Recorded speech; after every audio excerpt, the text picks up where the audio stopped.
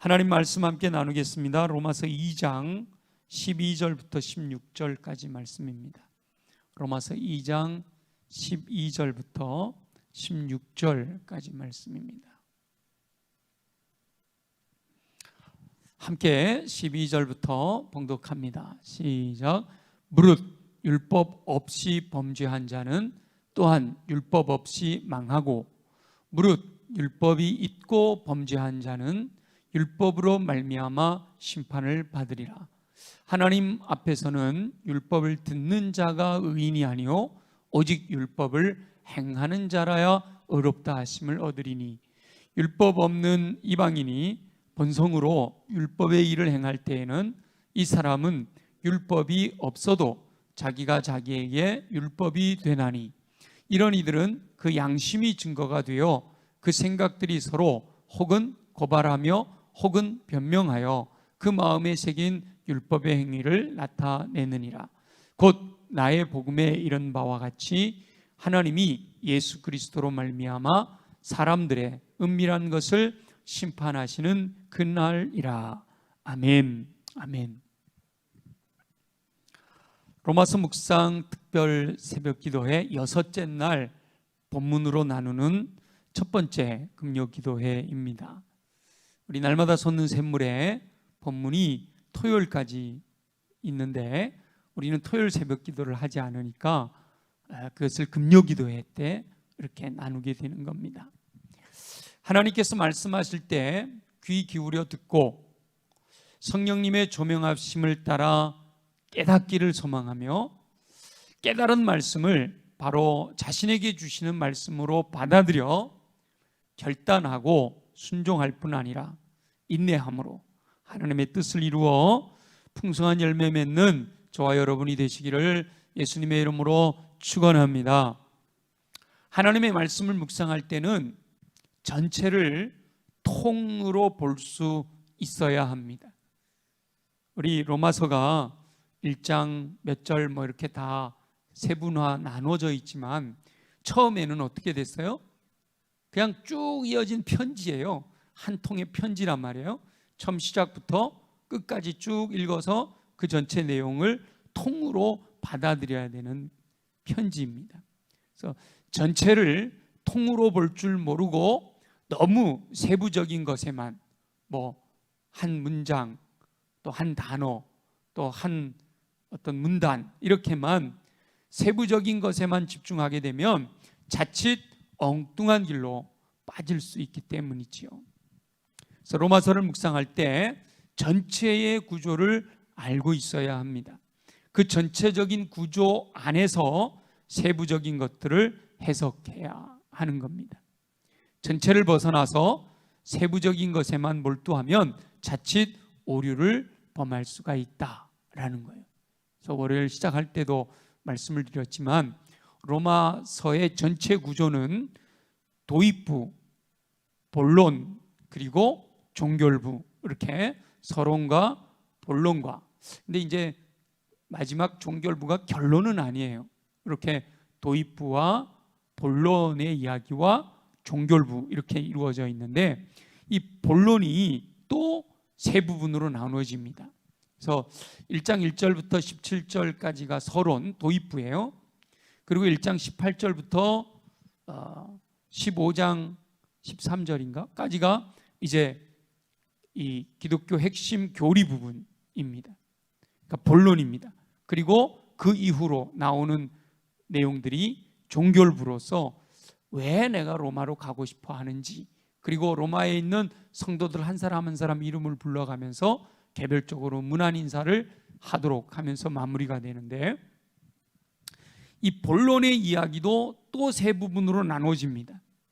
기독교의 핵심 교리 부분이 있고요, 이스라엘 민족을 향한 하나님의 뜻에 대한 내용이 있고, 구원받은 성도의 삶에 대한 구체적인 권면이 나와 있어요. 쉽게 절까지 얘기하면 여러분 이해하기 좀 쉽지 않으니까 1장부터 8장까지가 기독교의 핵심 교리 부분이에요.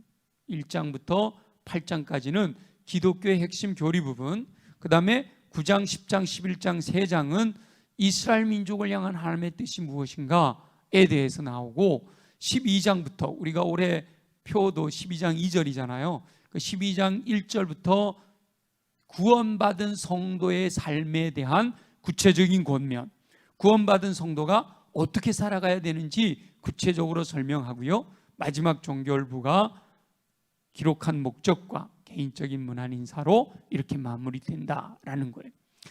그 기독교의 핵심 교리 본문, 이 세 파트로 나눠지는 본문 중에 그 앞부분 1장부터 8장까지에 나오는 기독교 교리 핵심의 내용도 또 세 부분으로 나눌 수가 있습니다. 믿음으로 말미암아 의롭다함을 받는다, 이 신칭의잖아요. 이 신칭의 오직 의인은 믿음으로 말미암아 살리라, 믿음으로 말미암아 의롭다함을 받는다, 이것이 이제 복음의, 기독교 복음의 핵심 내용이란 말이에요.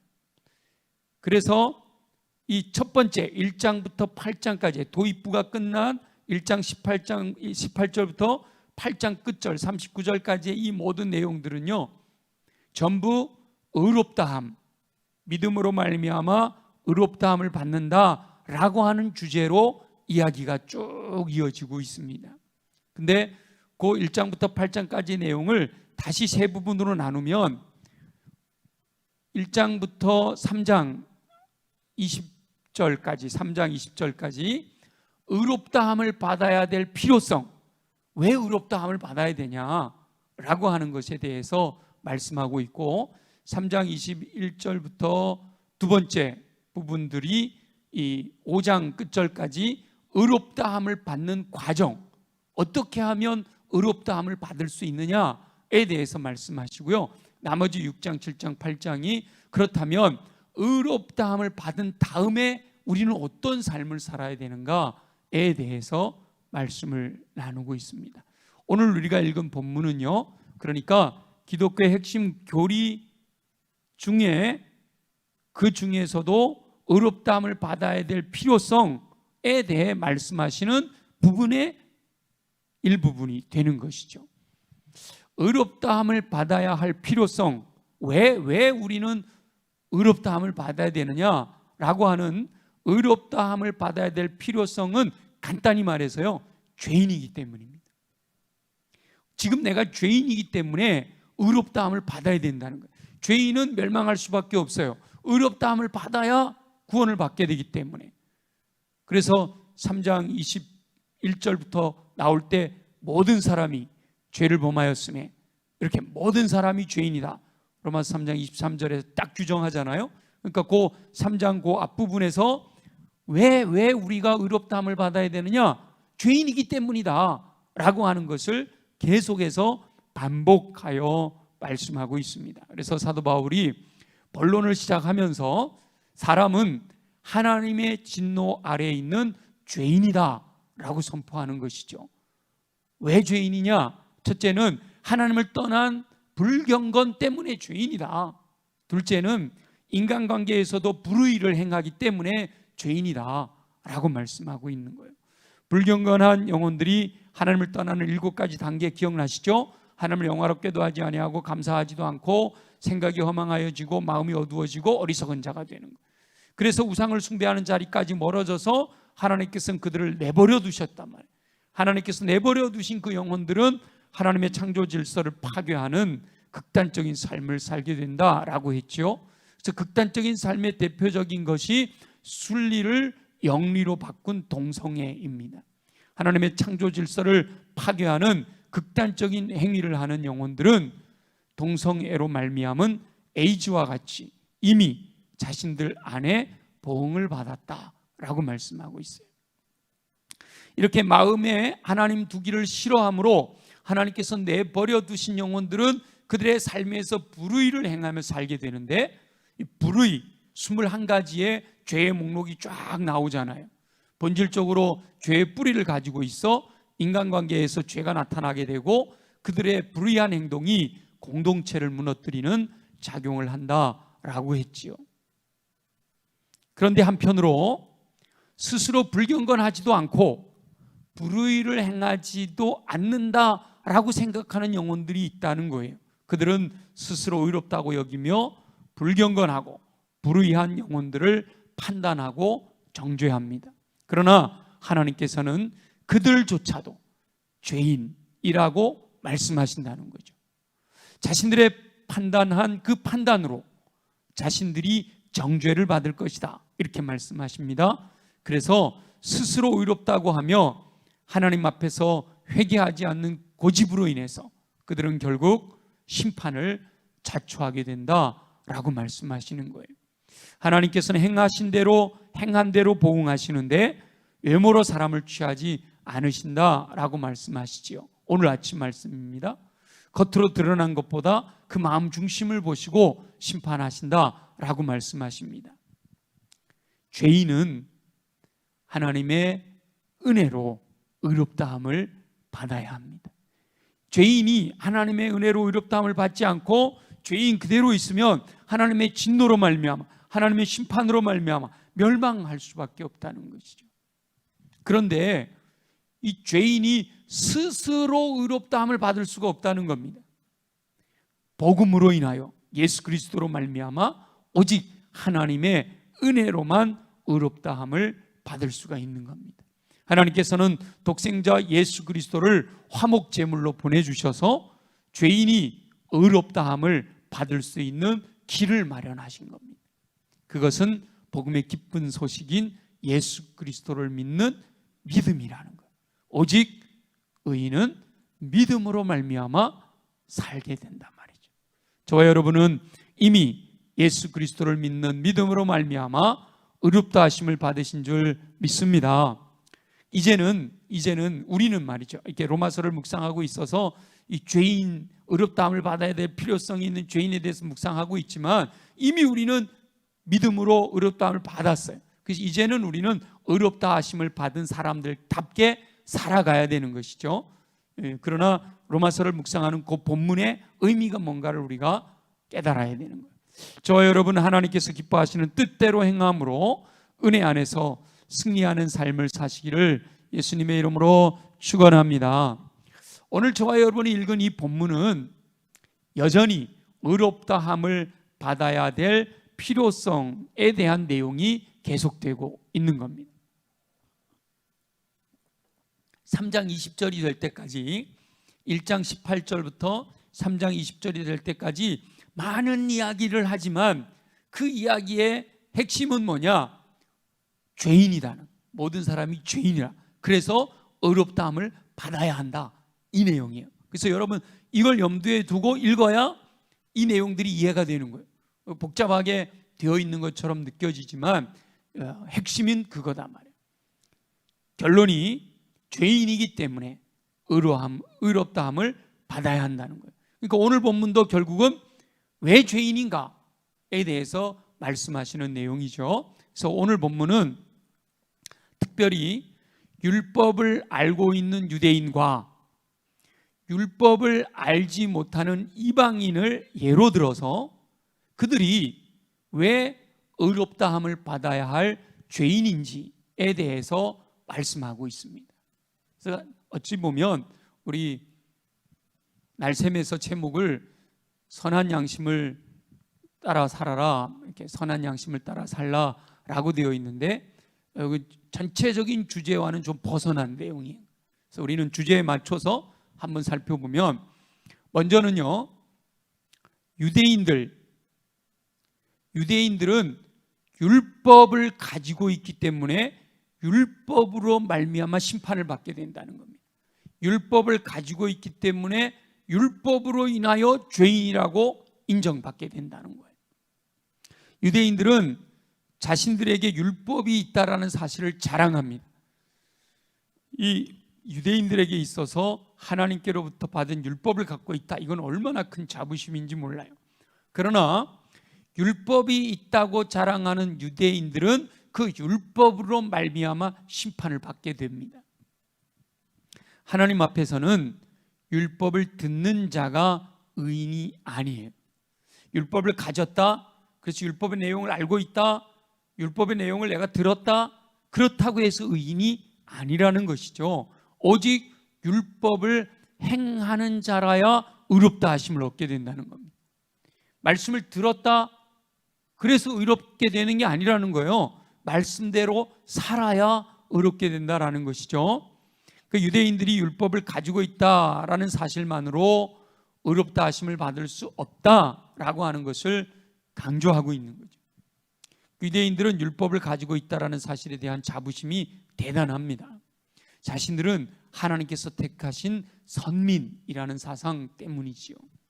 그러나 유대인이라는 혈통과 율법을 가지고 있다라는 사실만으로는 결코 의롭다함을 받을 수가 없다는 거예요. 물론 유대인들은 율법을 철저하게 지킵니다. 율법을 행하는 자라야 구원을 받는다. 그럼 율법을 행한다. 유대인들은 율법을 철저하게 지킵니다.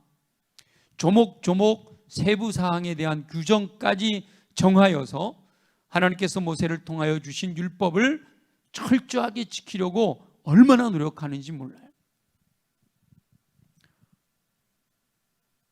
요리를 할 때 들어가는 양념 있잖아요. 그 양념까지 11조를 낸다고 그래요. 얼마나 대단합니까? 그리고 실제로 유대인들 중에는 철저하게 율법을 지키는 영혼들이 있습니다.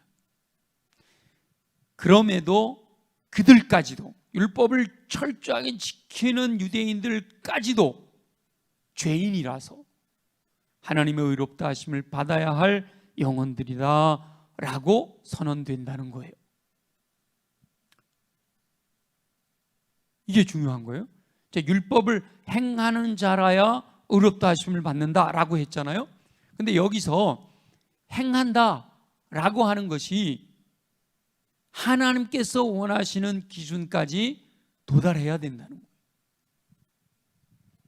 유대인들은 자신들이 철저하게 율법을 지킨다고 생각해서 자신들은 당연히 심판에 이르지 않고 구원을 받을 것이다 라고 생각하는 거예요.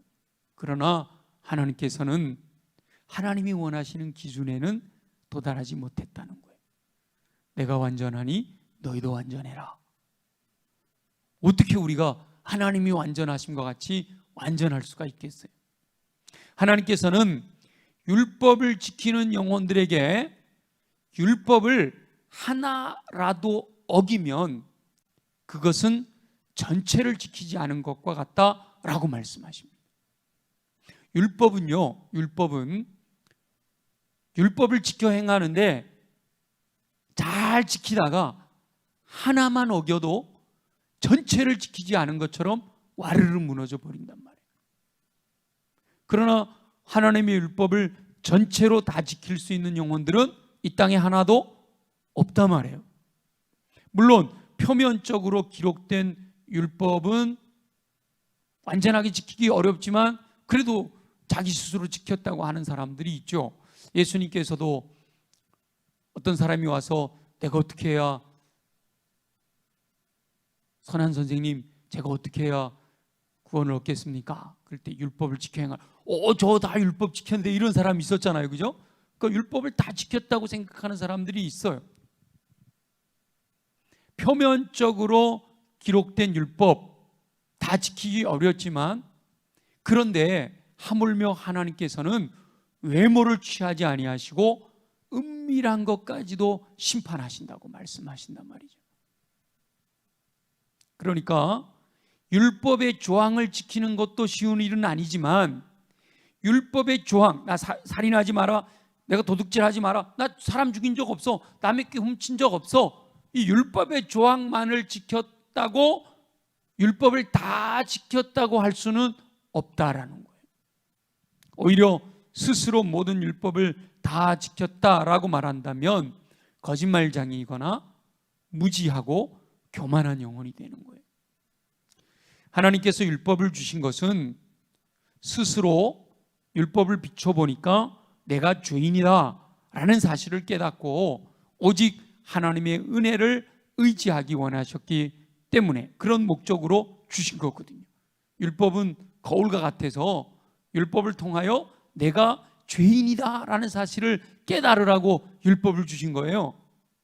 물론 이 세상에서 완벽하게 100% 하나님의 율법을 지키는 사람이 있다면 그 사람은 율법을 행함으로 구원을 얻을 수가 있지요. 그러나 하나님께서는 이 땅에서는 율법을 100% 지킬 수 있는 사람은 없다는 거예요. 없다는 거예요. 선을 행하는 자가 없나니 하나도 없다. 이제 계속 이어지는 말씀 속에서 이미 구약 선지자들을 통하여 말씀하셨던 내용들. 그러므로 율법을 가진 유대인들도 결국은 죄인일 수밖에 없는 겁니다. 그러니까 죄인이니까 의롭다 하심을 받아야 구원을 받게 돼요. 하나님의 은혜로 의롭다 하심을 받지 못하면 죄인이니까 아무리 율법을 지켜 행해도 100%를 지키지 못하면 결국은 하나님의 심판에서 멸망의 길을 갈 수밖에 없다라는 거지. 두 번째로, 그러면 이방인들은, 율법이 없는 이방인들은 어떻게 되느냐? 이방인들은 자신의 양심이 기준이 되어 심판을 받게 된다라고 말씀을 하십니다.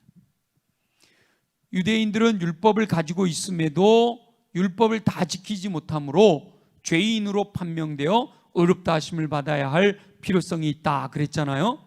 그럼 이방인들은 유대인들과 같이 율법을 가지고 있지 못한데 어떻게 그들은 죄인인지 아닌지를 알 수 있어요? 라고 물어볼 수 있단 말이죠. 그 이방인들이 죄인으로 판명되는 기준도 필요하단 말이에요. 그래서 오늘 우리가 12절에 보니까 무릇 율법 없이 범죄한 자는 율법 없이 망한다 라고 말씀하시는 거예요. 이게 무슨 말인가 말이죠. 율법이 없는 이방인이 본성으로 율법의 일을 행할 때는 이 사람은 율법이 없어도 자기가 자기에게 율법이 되는 거예요. 좀 어렵죠? 예. 예를 들어 이겁니다. 교통법규가 있잖아요. 교통법규. 이건 율법이에요. 법이에요. 그래서 법이 있어서 건널목이 있는 곳에는 빨간불일 때는 건너지 마라. 이건 법이에요. 그걸 100% 지키면 구원을 받는 거죠. 근데 그 법을 100% 지킬 수 있는 사람은 없단 말이에요. 근데 시골이에요, 시골. 시골에는 뭐 건널목도 없고 뭐 교통법규 걸릴 일이 없잖아요. 그런데 그런 시골에서 자기 나름대로, 내 나름대로 내가 만든 규칙이 있다는 거죠. 그 규칙이 있는데 내가 정해놓은 그 규칙을 따라 행하는 그것이 내게는 바로 율법이 되는 거다. 이렇게 말씀하시는 거예요. 자신의 그걸 양심이다라고 표현한 거죠. 오늘 본문에 자신의 양심이 율법처럼 작용해서 나는 이렇게 살아야겠다. 그렇지, 나는 이렇게 살 거야 라고 자기 마음에서부터 우러나오는 자신의 양심이 율법처럼 작용해서 양심을 따라 행함으로 구원을 얻을 수 있다라는 말씀이에요. 마음에서 우러나오는 내 양심을 따라 다 지켜 행할 수 있다면 그 사람도 구원을 얻을 수 있다라는 거예요. 율법이 없는 이방인들은 그 양심이 증거가 되어 그 생각들이 서로 혹은 고발하며 혹은 변명하여 그 마음에 새긴 율법의 행위를 나타낸다라는 말씀이지요. 그러니까 나 스스로 기준을 정해놓는 거예요. 양심이 내 마음에 우러나와서 사람을 죽이는 것은 잘못된 거야. 이 사람이면 사람을 죽이는 건 잘못된 거야. 이게 마음에 양심으로 기준이 생겨나잖아요. 그럼 그렇게 생겨난 것을 정해놓는 거예요. 근데 내가 예를 들어서 그 기준을 넘어섰다. 그럼 내 양심이 나를 너 사람을 죽이면 안 되는데 왜 사람을 죽였어? 이렇게 양심이 나를 고발하고 혹 그때는 그럴 수밖에 없어 정당방위였잖아 혹은 변명하면서 내 마음에 새긴 율법의 행위를 나타낸다라고 말씀하는 거예요. 그런데 사람이요 자신의 양심에서 하나도 어긋나지 않게 살 수 있는 방법은 없잖아요. 유대인들은 율법이 있어서 율법을 100% 지키면 구원을 받아요. 근데 100% 지킬 수 있는 사람이 없어서 죄인이에요. 이방인은 율법은 없어요. 그러나 내가 정해놓은 법이 있는데 그게 양심이에요. 근데 그 양심을 100% 지킬 수 있는 사람은 아무도 없단 말이에요. 여러분 마음에 꺼리끼는 걸 하나도 안 하고 사는 사람이 있어요? 내 마음에 꺼리끼는 걸 하나도 범하지 않고 사는 사람은 없다는 거죠. 그래서 이방인들 중에도 양심을 따라 사는 사람들이 많이 있단 말이에요. 유대인 중에 율법을 잘 지켜 행하는 사람들이 있듯이, 만일 자신의 양심에 하나도 꺼리낌이 없이 살았다면 그 사람은 자신의 양심이 증거가 되어 구원을 받게 됩니다. 이건 하나님께서 말씀하셨기 때문에 예수님을 믿지 않아도 하나님 보좌 심판대에 딱 섰는데 내 양심에 꺼리낌이 하나도 없이 나는 내 인생 평생을 살았다, 그럼 하나님께서 당신은 구원 이렇게 해주신다라는 말씀이에요. 그런데 자신의 양심에 100% 거리낌 없이 살 수 있는 사람은 없다는 게 문제죠. 없다는 게. 율법도 100% 지켜야만 구원을 받는 거고, 그 중에 하나라도 어기면 틀린 거예요. 죄인인 거죠. 양심도 100%를 지키면 양심을 지켜 구원받았다라고 할 수 있는데, 사실은 양심을 100% 지킬 수 있는 사람은 아무도 없어요. 그러니까 죄인이 되는 거죠. 양심은 눈에 보이지 않잖아요. 그래서 겉으로 봐서는 양심대로 사는 사람들을 죄인이다라고 하기가 참 어렵습니다. 오히려 믿는 이들보다 더 양심적으로 사는 분들이 우리 주변에는 참 많아요. 저희 어머님이 강릉에서 혼자 사시는데 그 이웃에 아주머니가 계셔요. 이 아주머니는 중앙시장에서, 젊었을 때 중앙시장에서 오뎅 만들어 팔았다고 그 동네에서는 덴푸라집 아줌마라고 그래요. 덴푸라집 아줌마. 그 아줌마가 계셔요. 근데 이 아주머니 아드님이 서울 올라와서 직장 생활하다가 예수 믿는 사람을 만나갖고, 아드님과 며느님은요 서울에서 좋은 믿음으로 신앙생활을 한대요. 저는 본 적이 없는데 그렇게 얘기해요. 우리 아들도 예수 잘 믿어, 아주 교회 열심히 다닌대, 이래요. 그래서 저희 어머니께서 그 아주머니를 전도하는 것을 기도하고 계셔요. 그런데 그 아주머니는 전도가 잘 안 돼요. 왜냐하면 너무 착하게 사시기 때문에 그래요. 예수 믿는 이들보다 더 착하게 사세요. 젊어서 돈을 좀 벌고 자녀들도 여유롭게 사니까 경제적으로 여유가 있는 분이에요. 그래서 주변에 어려운 분들이 있으면 도와주면서 사세요. 예수 믿는 사람들도 참 자기 주변에 있는 사람 도우면 살기 어렵잖아요. 근데 이분은 이렇게 도움을 주면서 사세요. 어머니처럼 혼자 계신 분들에게는요 하루에 한 번씩 전화하셔서 안부를 꼭 물어보신다고 해요. 내가 요양보호사도 아닌데 그렇게 하기 쉽지 않잖아요. 누가 시켜서 하는 게 아니에요. 어느 날 저희 어머니하고 제가 같이 있는데 전화가 왔어요. 이렇게 자주 전화해요? 그랬더니 우리 어머니가 그러는 거예요. 그 아줌마 매일 전화해, 매일. 근데 어머니한테만 그렇게 매일 전화하는 게 아니라 어머니처럼 혼자 사시는 동네 사람들한테는 전부 매일 전화하는 거예요. 실제로 어머니 사시는 동네에 이웃 아주머니 한 분이 그분 때문에 살았다는 거예요. 이 아주머니가, 덴푸라집 아주머니가 이렇게 동네 혼자 사는 분들을 이렇게 전화했는데 한 사람이 전화를 안 받는 거예요. 안 받으니까 동네가 크지 않고 작으니까요 찾아가 본 거예요, 이 아줌마가. 여러분, 그런 게 예수 믿는 사람도 그렇게 하기 쉽지 않잖아요. 근데 찾아가 봤더니 쓰러져 있는 거예요. 그래갖고 119 불러가지고 병원에 가서 그분이 살았어요. 아직도 건강하게 사신대요.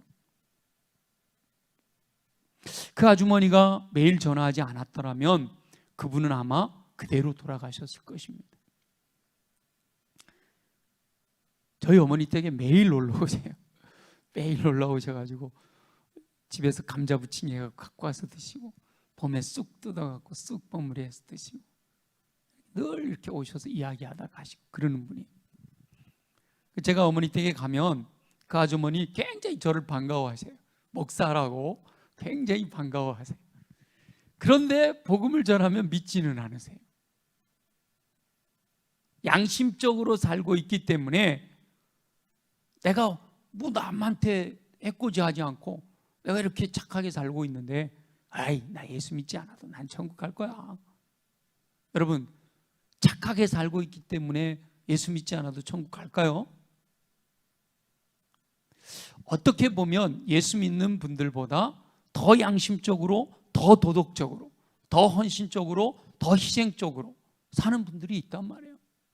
양심을 따라 살아가는데. 그러나 안타깝게도 그들 중에도 자신의 양심에 전혀 100% 거리낌 없이 살 수 있는 분들은 없단 말이에요. 그러니까 율법에서도 내가 율법을 다 지켰지만 하나라도 지키지 않으면 다 지키지 못하였다, 그래서 죄인이다 라고 하는 것과 마찬가지로 양심을 따라 행하지만 그 양심에 하나라도 거리끼는 것이 있다면 그는 죄인으로 판명된다는 거예요. 죄인이라. 죄인은 뭐 해야 되죠? 멸망하는 거예요. 겉으로 봐서는 알 수가 없지요. 자기 자신도 스스로 진실하게 자신을 들여다보지 않으면 착각할 수 있단 말이에요. 우리 1절부터 나오는 남을 판단하는 사람들이 특징이 뭐라 그랬죠? 스스로 의롭다고 여기기 때문에 다른 사람을 판단하고 정죄하는 거란 말이죠. 그러니까 양심적으로 살아가는 사람들이 스스로 진실하게 자신을 들여다보지 않으면, 아, 나는 의로운 사람이다 라고 착각할 수 있다는 거예요. 그러나 하나님께서는 외모를 보지 않으신다니까요. 그래서 양심을 따라 행하는 이방인들도 자신의 양심이 증거가 되어 심판의 날에 죄인으로 판명될 것이기 때문에 그들에게도 하나님의 의롭다 하시는 은혜가 필요한 거예요. 죄인이기 때문에 하나님이 의롭다고 해주시는 그 은혜를 받지 못하면 여전히 죄인으로 멸망할 수밖에 없다는 거죠. 세 번째, 심판날에는요 은밀한 것까지 드러날 것이기 때문이에요. 유대인들이 율법을 지키고 이방인들이 양심을 따라 사는데 우리가 겉보기에는 와, 저 사람 율법을 따라 100% 지키고 사는구나, 우와, 저 사람 법 없어도 살아, 양심적으로 살아, 예수 믿는 사람보다 더 양심적이네, 그럴 수 있지만 심판날에는 외모로 취하시는 것이 아니라 은밀한 것까지 드러나게 될 것이다 라고 말씀을 하시는 거예요. 율법을 가진 자나 율법을 지키는 것이나, 율법을 가진 자가 율법을 지키는 것이나, 율법이 없는 이방인들이 자신의 양심을 따라 행하는 것이나 겉으로 드러난 것은 사람들이 판단할 수가 없다는 거예요. 그러니까 함부로 판단하고 정죄하지 말라라고 말씀하시는 거죠.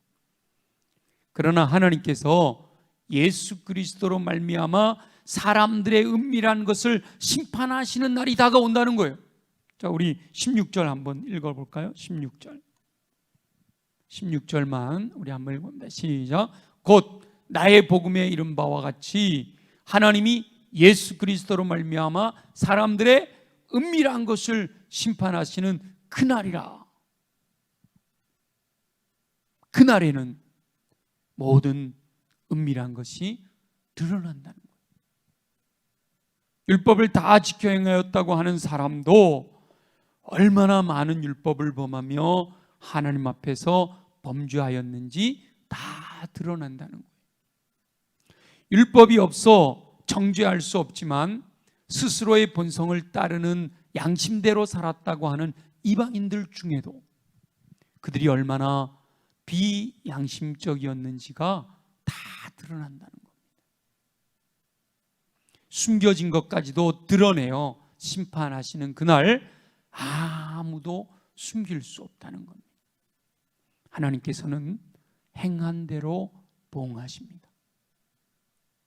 선을 행하는 자가 없나니 하나도 없다. 모든 사람이 죄를 범하였다.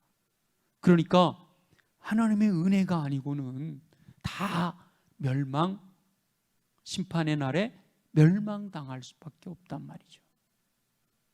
다 멸망받을 죄인이라는 거예요. 그래서 하나님께서 의롭다고 여겨주시는 은혜가 필요하다는 거예요. 자, 지금 계속 보니까 1장 18절부터 지금 오늘 2장 16절까지 계속해서 죄인이다, 이렇기 때문에 죄인이다, 죄인이기 때문에 의롭다 하심이 필요하다 이러잖아요. 이게 어디까지 간다고요? 3장 20절까지 계속 그 얘기가 진행되는 거예요. 그러니까 3장 20절까지 묵상하는 동안에는 여러분 마음속에 요 부분은 뭐에 대한 내용이라고요? 왜 의롭다 하심이 필요한지, 그래 모든 사람이 죄인이다 라고 하는 사실을 조목조목 증명하고 있구나, 요걸 염두에 두시고 본문을 읽어야 본문이 더 이해가 쉬워진다라는 겁니다. 예수 보혈의 은총이 아니고는 심판을 피할 수가 없는 거예요. 그래서 3장 21절부터 5장이 끝날 때까지 바로 그 예수 보혈의 하나님께서 어떻게 우리를 구원하시기 위해서 예수를 이 땅에 보내시고, 이 내용이 또 다 나오는 거죠. 그리고 6장부터 그렇게 구원받은 사람들이 하나님 사랑 안에서 어떻게 살아가야 되는지를 말씀하고 있는 내용이란 말이죠. 모든 사람이 죄를 범하여 하나님의 영광에 이르지 못하기 때문에 다 죄인으로 멸망당할 수밖에 없어요. 하나님의 은혜가 아니고는.